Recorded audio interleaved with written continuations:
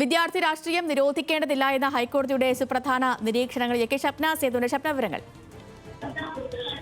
ക്യാമ്പസുകളിൽ വിദ്യാർത്ഥി രാഷ്ട്രീയം നിരോധിക്കണമെന്നാവശ്യപ്പെട്ട് നൽകിയ പൊതുതാൽപര്യ ഹർജിയാണ് ജസ്റ്റിസുമാരായ മുഹമ്മദ് മുസ്താഖ്, പി കൃഷ്ണകുമാർ എന്നിവരടങ്ങുന്ന ഡിവിഷൻ ബെഞ്ച് പരിഗണിച്ചത്. ഈ ഹർജികളിലാണ് വാക്കാലുള്ള ഇത്തരത്തിലുള്ള സുപ്രധാനമായ പരാമർശം കോടതിയുടെ ഭാഗത്തു നിന്നുണ്ടായത്. വിദ്യാർത്ഥി രാഷ്ട്രീയമല്ല, രാഷ്ട്രീയ കളികളാണ് നിരോധിക്കേണ്ടത് എന്നാണ് കോടതിയുടെ നിരീക്ഷണം. മതത്തിന്റെ പേരിൽ നമ്മൾ എന്തെല്ലാം ചെയ്യുന്നു, നമുക്ക് മതത്തെ നിരോധിക്കാൻ കഴിയില്ല. അതുപോലെ രാഷ്ട്രീയത്തിന്റെ പേരിൽ ചെയ്യുന്നതിന്റെ പേരിൽ രാഷ്ട്രീയം നിരോധിക്കാൻ കഴിയില്ല എന്നാണ് കോടതിയുടെ നിരീക്ഷണം.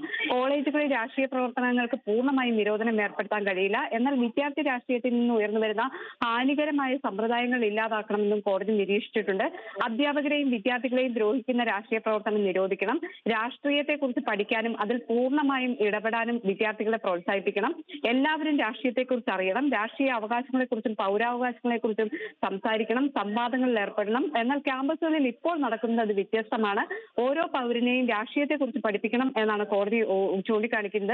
ക്യാമ്പസുകളിലെ അക്രമങ്ങൾക്കെതിരെയും വിദ്യാർത്ഥി രാഷ്ട്രീയ സംഘടനകളുടെ സമരം മൂലം ക്ലാസുകൾ തടസ്സപ്പെടുത്തുന്നതിനെതിരെയും കർശന നടപടി വേണം എന്നും കോടതി പറയുന്നുണ്ട്.